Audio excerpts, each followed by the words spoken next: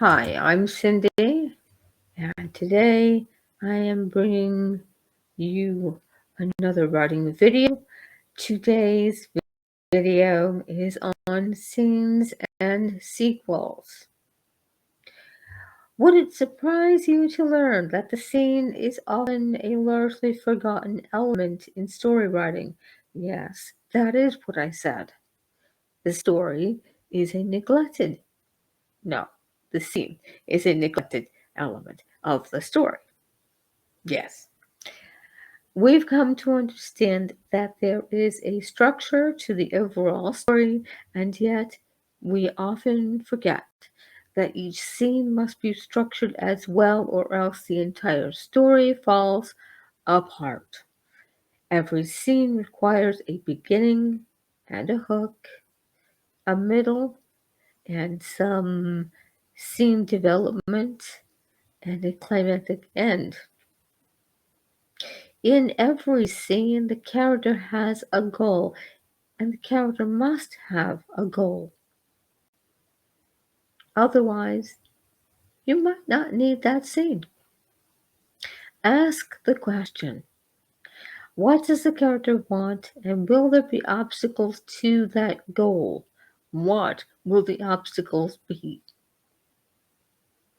How will this scene move the plot along? What will be the conflict keeping the character from reaching the goal? And if the character doesn't reach the goal in this scene, then how can the writer make this failing more of a disaster? Consider that for every scene, for every action, there must be reaction or sequel. The character must be allowed to have some time to react, to respond, to at times decompress, depending upon the type of scene involved. This can be a time spent inside the character's mind as the character assesses the situation and discovers how to move on from the failing. There are always two main parts in every scene. You have the scene, which is the action, made up of the goal, the conflict, and the disaster.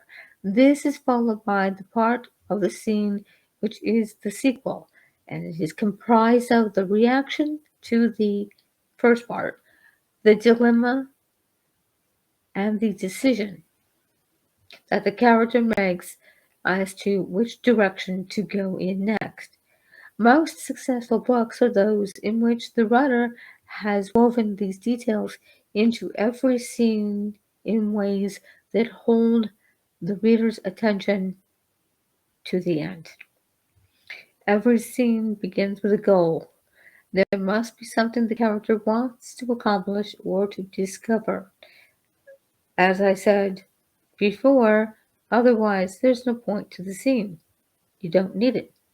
For some stories,